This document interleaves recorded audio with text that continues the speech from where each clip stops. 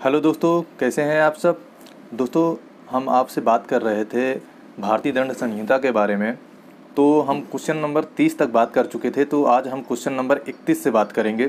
तो दोस्तों, सबसे पहले हम ये बता दे रहे हैं भारतीय दंड संहिता में आपके अध्याय कितने हैं और धाराएं कितनी हैं। तो दोस्तों, ये सबसे ज़्यादा इम्पोर्टेंट क्वेश्चन होता है और ये आता भी है। तो आपके अध्याय जो हैं ये 23 हैं और ये धाराएं आपके हैं 511 धाराएं हैं। ठीक है, तो आप इसको याद कर लीजिएगा, आप इसको कहीं नोट कर लीजिए, क्योंकि ये आने वाला क्वेश्चन है और हमेशा आता रहता है ये क्वेश्चन। तो क्वेश्चन नंबर 31 से देखते हैं। सामान्य उद्देश्य को अग्रसर करने के लिए कम से कम कितने व्यक्ति होने चाहिए। यहाँ पर क्वेश्चन है, सामान्य उद्देश्य को अग्रसर करने के लिए कम से कम कितने व्यक्ति होने चाहिए। तो यहाँ पर हो जाएगा आपका 5 व्यक्ति होने चाहिए। सामान्य उद्देश्य को अग्रसर करने के लिए कम से कम 5 व्यक्ति होने चाहिए।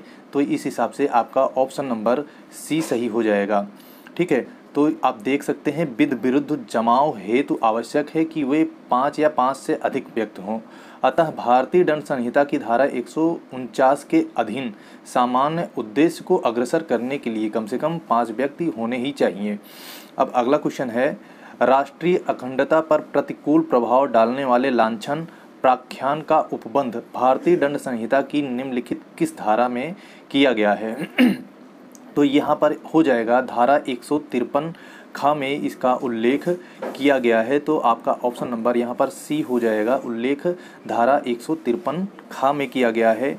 आप यहाँ पर देख सकते हैं, राष्ट्रीय अखंडता पर प्रतिकूल प्रभाव डालने वाले लांछन प्राख्यान का उपबंध भारतीय दंड संहिता की धारा 153 ख में वर्णित है। जबकि धारा 153 क में धर्म, मूल वंश, जन्म स्थान, निवास स्थान, भाषा इत्यादि के आधारों पर विभिन्न समूहों के बीच में शत्रुता का संपरिवर्तन और सौहार्द बने रहने पर प्रतिकूल प्रभाव डालने वाले कार्य तथा धारा 154 में उस भूमि के स्वामी या अधिभोगी के दायित्व का उल्लेख है जिस पर विध विरुद्ध जमाव किया गया है। अब क्वेश्चन नंबर 33 देखते हैं। निम्न में से भारतीय दंड संहिता की कौन सी धारा दंगा को परिभाषित करती है। कौन सी धारा दंगा को परिभाषित करती है। धारा 159 जो है दंगा को यह परिभाषित करती है। तो यहाँ पर आपका ऑप्शन नंबर ए सही हो जाएगा, धारा 159। आप यहाँ देख सकते हैं धारा 159 जो है दंगा को परिभाषित करती है, जबकि धारा 160 दंगा के लिए दंड का प्रावधान है और धारा 161 अभी खत्म हो चुका है और धारा 148 में घातक आयुध से सज्जित होकर बलवा करने के संबंध में उपबंध किया गया है। ठीक है, ये धाराएं आपको याद करना होगा। और क्वेश्चन नंबर 34 है, लोक सेवक के लोक कृत्यों के निर्वहन में बाधा डालना अपराध है। कौन से धारा के अंतर्गत यह आता है।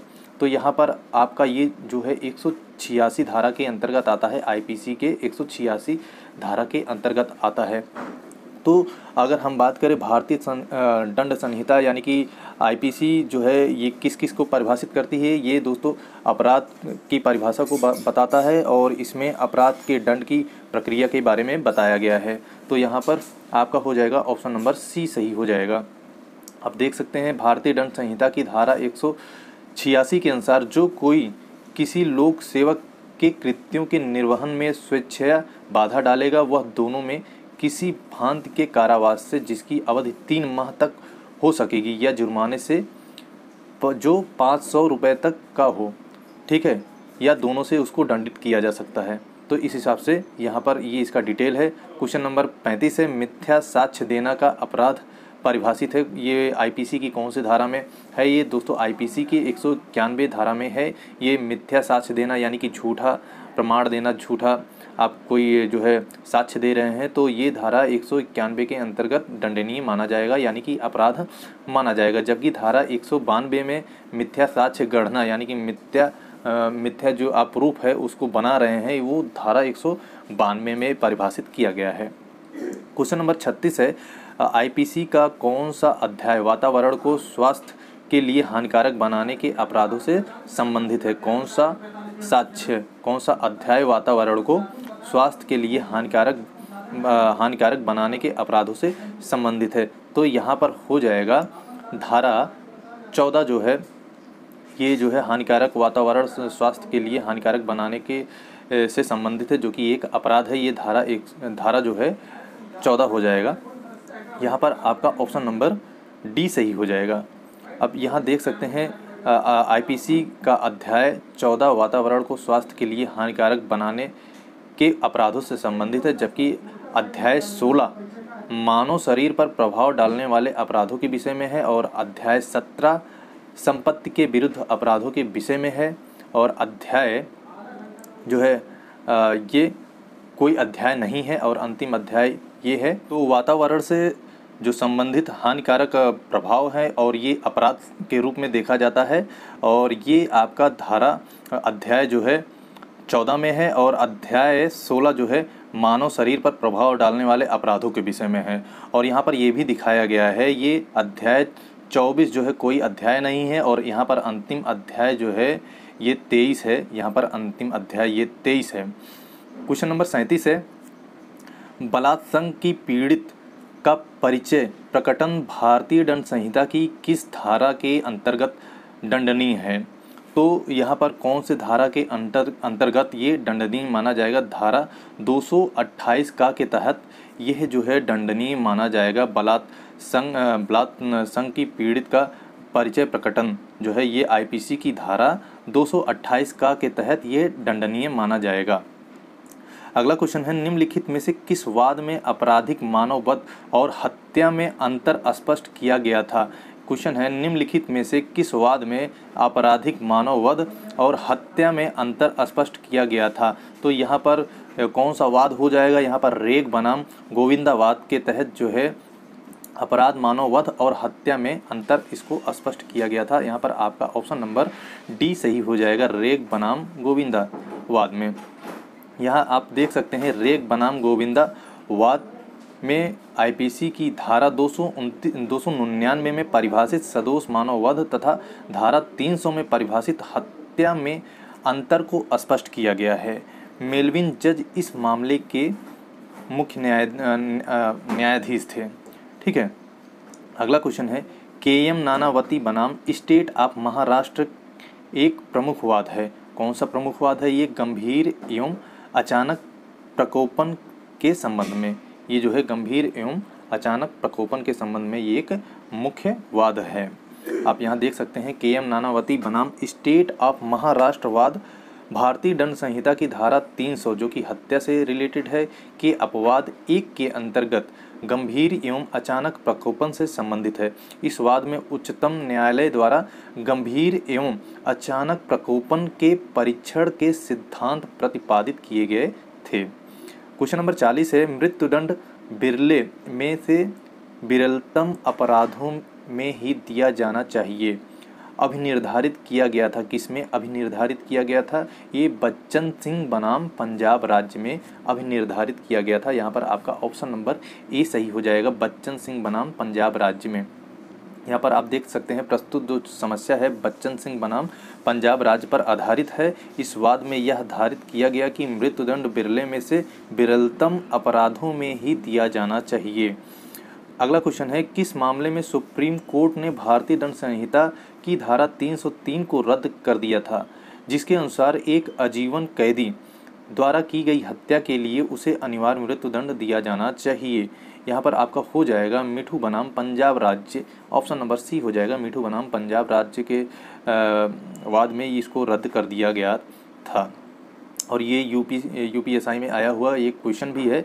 आप देख सकते हैं मिठू बनाम पंजाब राज्य मामले में सर्वोच्च न्यायालय में आईपीसी की धारा 303 को रद्द कर दिया गया था। और धारा 303 क्या है ये भी हम आपको बता दे रहे हैं। इसमें प्रावधान है कि जो कोई आजीवन कारावास के दंडादेश के अधीन होते हुए हत्या करेगा वह मृत्युदंड से दंडित किया जाएगा। अगला क्वेश्चन है, आईपीसी की किस धारा में दहेज मृत्यु संबंधी विधि अंतर्विष्ट है? यहाँ पर पूछा है आईपीसी की कौन सी धारा है जो दहेज मृत्यु से संबंधित है। यहाँ पर आपका हो जाएगा धारा 304 ख में ये है दहेज मृत्यु से संबंधित है। ठीक है, धारा 304 ख में इसको वर्णित किया गया है दहेज मृत्यु संबंधी। अगर आप दहेज से रिलेटेड कोई केस है तो ये धारा 304 ख से देखा जाएगा, उस पे लगेगा। आप यहाँ देख सकते हैं आईपीसी की धारा 304 खा में दहेज मृत्यु संबंधी विधि अंतर्वृष्ट है, जिसके अनुसार जहाँ किसी स्त्री की मृत्यु किसी दाह या शारीरिक क्षति द्वारा कारित की जाती है या उसके विवाह के 7 वर्ष के भीतर सामान्य परिस्थितियों से अन्यथा हो जाती है और यह दर्शित किया जाता है कि उसकी मृत्यु के कुछ पूर्व उसके पति ने या उसके पति के संबंधी ने दहेज की मांग के लिए या उसके संबंध में उसके साथ क्रूरता की थी या उसे तंग किया था, वहाँ ऐसी मृत्यु को दहेज मृत्यु कहा जाएगा। यानी कि 7 वर्ष के अवधि के अंदर अगर ऐसा कोई मतलब किसी स्त्री के साथ ये दहेज से रिलेटेड उसको प्रताड़ित कर रहा है और वो मर गई है उससे चलते, तो वो ये धारा उस पर लगेगी। ठीक है। क्वेश्चन नंबर 43 है, आईपीसी की धाराएं 359 और 374 किन कृत्यों से संबंधित है? 359 से 374 किन कृत्यों से संबंधित है? ये आईपीसी की धारा जो है, ये आईपीसी की धारा जो है 359 से 374 अपहरण, बहला फुसला कर भगा ले जाना और गुलामी और जबरन मजदूरी कराना, ये जो है इस अपराध से संबंधित है। इसमें यही वर्णित किया गया है, अपहरण, बहला फुसला कर किसी को भगा ले जाना, गुलामी और जबरन मजदूरी कराना किसी से, ये आईपीसी के इस धारा के अंतर्गत आता है। 359 से 374 के अंतर्गत आता है। क्वेश्चन नंबर 44 है, भारतीय दंड संहिता की किस धारा में फिरौती के लिए व्यपहरण का उपबंध है? फिरौती के लिए व्यपहरण का उपबंध है, तो धारा 364 का में इसका उल्लेख किया गया है कि फिरौती के लिए व्यपहरण का इसमें उपबंध है। तो यहाँ पर आपका ऑप्शन नंबर डी सही हो जाएगा। धारा 364 का में जो है फिरौती से रिलेटेड है। क्वेश्चन नंबर 45 है, निम्नलिखित वादों में से किस वाद में लैंगिक उत्पीड़न के शमन के लिए उच्चतम न्यायालय ने महत्वपूर्ण मार्गदर्शक सिद्धांत दिए हैं? तो यहाँ पर क्वेश्चन है, निम्नलिखित वादों में से किस वाद में लैंगिक उत्पीड़न के शमन के लिए उच्चतम न्यायालय ने महत्वपूर्ण मार्गदर्शन सिद्धांत दिए हैं? तो यहाँ पर हो जाएगा विशाखा बनाम राजस्थान राज्य। तो यहाँ पर विशाखा बनाम राजस्थान राज्य से रिलेटेड है, ये जो है लैंगिक उत्पीड़न से ये संबंधित है, विशाखा बनाम राजस्थान राज्य। और यहाँ पर आप देख सकते हैं विशाखा बनाम राजस्थान राज्य 1997 में सुप्रीम कोर्ट के वाद में उच्चतम न्यायालय के 3 न्यायाधीशों की पीठ ने श्रमजीवी महिलाओं के प्रति होने वाले लैंगिक उत्पीड़न के समापन के लिए विस्तृत मार्गदर्शक सिद्धांत विहित किया है। क्वेश्चन नंबर 46 है, भारतीय दंड संहिता में चोरी कौन सी धारा के अंतर्गत आता है? यानी कि आप ये कह सकते हैं चोरी किस धारा में परिभाषित किया गया है? तो धारा 378 में चोरी को परिभाषित किया गया है। तो आपका ऑप्शन नंबर ए हो जाएगा, धारा 378 के अंतर्गत चोरी को परिभाषित किया गया है। और यहाँ आप देख सकते हैं आईपीसी की धारा 378 के अधीन चोरी परिभाषित है, जब कोई व्यक्ति किसी अन्य व्यक्ति के कब्जे में से उस व्यक्ति की संपत्ति के बिना कोई जंगम संपत्ति बेईमानी से लेने के आशय से रखते हुए उस संपत्ति को हटाता है, तो वह चोरी कहलाता है। यहाँ पर चोरी की परिभाषा भी आपको बता दिया गया है। अगला क्वेश्चन है, आईपीसी में लूट कौन सी धारा में परिभाषित है? यानी कि भारतीय दंड संहिता में लूट परिभाषित किया गया है कौन सी धारा के अंतर्गत? 390 के अंतर्गत ये लूट को परिभाषित किया गया है। तो आपका ऑप्शन नंबर यहाँ पर सी सही हो जाएगा, 390 के अंतर्गत लूट को परिभाषित किया गया है। और धारा 378 में चोरी अभी हम आपको बताए थे, और 383 में उद्दापन और 391 धारा में डकैती का अपराध परिभाषित यहाँ पर किया गया। 391 अगर धारा लगती है किसी के ऊपर तो इसका मतलब वो डकैती किया है। ठीक है। अब ये अगला क्वेश्चन है, डकैती का अपराध करने के लिए निम्नलिखित में से क्या आवश्यक है? चोरी या उद्दापन अभी हम आपको ऊपर डिटेल में बताए हुए थे। ऑप्शन नंबर यहाँ पर आपका डी सही हो जाएगा। डकैती करने के लिए कौन सा तत्व आवश्यक है? चोरी या उद्दापन। अब यहाँ देख सकते हैं भारतीय दंड संहिता की धारा 391 में डकैती को परिभाषित किया गया है, और यहाँ पर यह भी बताया गया है धारा 391 के अनुसार डकैती में लूट सम्मिलित है और लूट चोरी या उद्दापन का उग्र रूप है। ठीक है। और इस तरीके से जो डकैती में चोरी और उद्यापन दोनों ही सम्मिलित हो जाते हैं। क्वेश्चन नंबर 49 है, राम गुस्से में श्याम को मारने का प्रयत्न करता है। श्याम को ऐसी स्थिति में प्राइवेट प्रतिरक्षा का अधिकार भारतीय दंड संहिता की किस धारा में होगा? यानी कि प्राइवेट उसको बचाव करने के लिए आईपीसी की कौन सी धारा उसके ऊपर लागू होगी? तो धारा 97 उसके ऊपर लागू हो जाएगी। तो यहाँ पर आपका ऑप्शन नंबर ए सही हो जाएगा। ठीक है, तो यहाँ पर आप देख सकते हैं आईपीसी की धारा 97 के तहत किसी व्यक्ति को शरीर के प्राइवेट प्रतिरक्षा का अधिकार प्राप्त है, यानी कि बचाव का अधिकार उसको प्राप्त है। और धारा 96 में प्राइवेट प्रतिरक्षा संबंधी अधिकार को परिभाषित भी किया गया है। और धारा 98 में ऐसे व्यक्ति के कार्य के विरुद्ध प्राइवेट प्रतिरक्षा का अधिकार प्राप्त है जो विकृत चित्त आदि हो। और धारा 100 में शरीर के प्राइवेट प्रतिरक्षा के अधिकार का विस्तार भी प्राप्त है। क्वेश्चन नंबर 50 है, किस मामले में आत्मरक्षा का अधिकार उपलब्ध नहीं होगा? यहाँ पर अच्छा ये क्वेश्चन है, किस मामले में आत्मरक्षा का अधिकार उपलब्ध नहीं होगा? लोक सेवक द्वारा किया गया कार्य, इस मामले में जो है आत्मरक्षा का अधिकार आपको प्राप्त नहीं होगा। अगर दोस्तों आप यूपीएसआई की तैयारी कर रहे हैं तो आप सबसे पहले आप मैथ की और रीजनिंग की जितना ज़्यादा प्रैक्टिस हो सके उतना ज़्यादा प्रैक्टिस कर लीजिए, क्योंकि वो टाइम टेकन होता है और उसमें आपको स्पीड बहुत ज़्यादा ज़रूरी होता है। ठीक है, और आप जब तक आप उसको प्रैक्टिस नहीं करेंगे तब तक आपकी स्पीड नहीं बन पाएगी। और ये आपका मूल विधि और ये पॉलिटी है, तो ये आप जो है हमेशा आप इसको जो है देखते रहिए, ये आपको निरंतर देखने से ही आपको ये तैयार हो जाएगा। तो यहाँ पर आप देख सकते हैं, यहाँ पर लिखा है आईपीसी की धारा 99 में ऐसे कार्यों के संबंध में उपबंध करती है जिनके विरुद्ध प्राइवेट प्रतिरक्षा यानी कि आत्मरक्षा का कोई अधिकार नहीं है। और इस धारा के अनुसार यदि कोई कार्य जिससे मृत्यु या घोर उपहत की आशंका युक्त रूप से कारित नहीं होती, सद्भाव पूर्वक अपने पदाभास में कार्य करते हुए लोक सेवक द्वारा किया जाता है या किए जाने का प्रयत्न किया जाता है, तो उस कार्य के विरुद्ध प्राइवेट प्रतिरक्षा का कोई अधिकार नहीं है, चाहे वह कार्य विधि अनुसार सर्वथा न्यायानुमत ना भी हो। और यहाँ पर यह भी दिया गया है, यदि ऐसा कोई कार्य या प्रयत्न लोक सेवक के निर्देश से किया जाता है तो भी प्राइवेट प्रतिरक्षा का कोई अधिकार नहीं होगा। ऐसी दशाओं में जिनमें संरक्षा के लिए लोक प्राधिकारियों की सहायता प्राप्त करने के लिए समय है, प्राइवेट प्रतिरक्षा का कोई अधिकार नहीं होगा। इस हिसाब से क्वेश्चन नंबर 51 है, आत्मरक्षा का अधिकार है।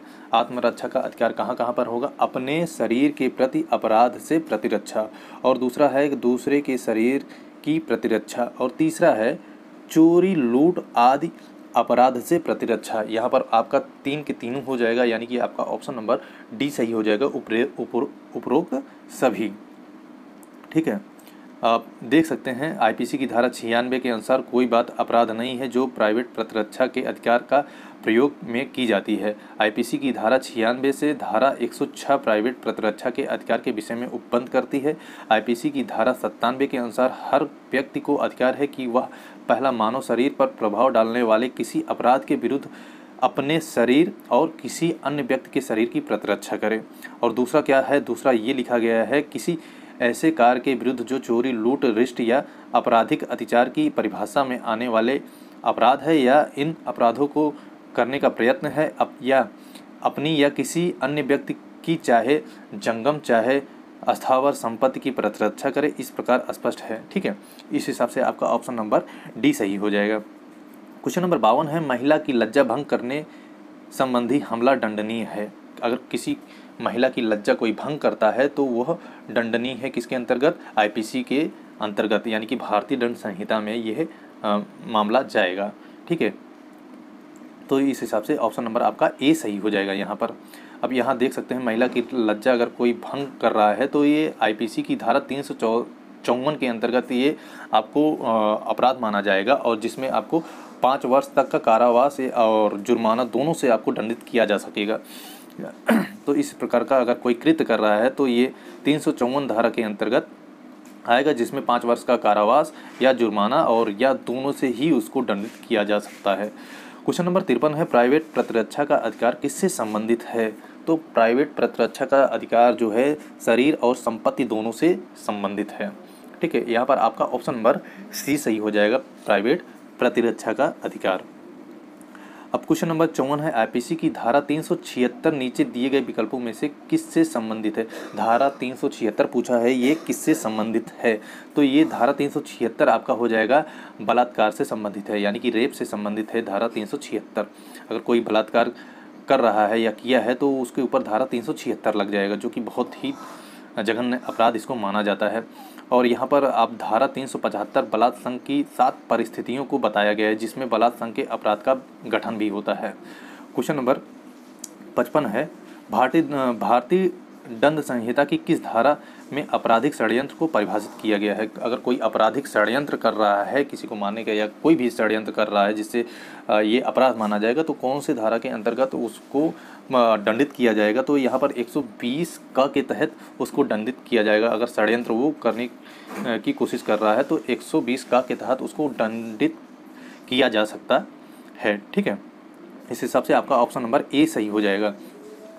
और यहाँ पर इसके अनुसार जो है 120 का के अनुसार जब 2 या 2 से अधिक व्यक्ति कोई अवैध कार्य या कोई ऐसा कार्य जो कि अवैध नहीं है और अवैध साधनों द्वारा करने का कोशिश कर रहे हैं तब ऐसी सहमत आपराधिक षड्यंत्र जो है कहलाती है। अगर आप जो है कोई कार्य कर रहे हैं लेकिन आप उसको गलत तरीके से कर रहे हैं तो आप समझ लीजिए ये अपराध की श्रेणी में आपको ले जा सकता है। क्वेश्चन नंबर 56 है, आईपीसी की किस धारा में दंगा को परिभाषित किया गया है? दंगा को परिभाषित किया गया कौन सी धारा में? 159 में दंगा को परिभाषित किया गया है। ऑप्शन नंबर ए सही हो जाएगा। 159 में दंगा को परिभाषित किया गया। हम आपसे ऊपर भी बात किए थे कि 159 में दंगा को परिभाषित किया गया है और इसके अनुसार 2 या 2 से अधिक व्यक्ति किसी लोक स्थान में लड़कर या झगड़कर कोई लोक शांति में विघ्न या डालते हैं तब ऐसा माना जाता है कि वो दंगा कर रहे हैं। और धारा 160 के अनुसार दंगा के अपराध के लिए 1 माह तक कारावास या 100 रुपये से जुर्माना या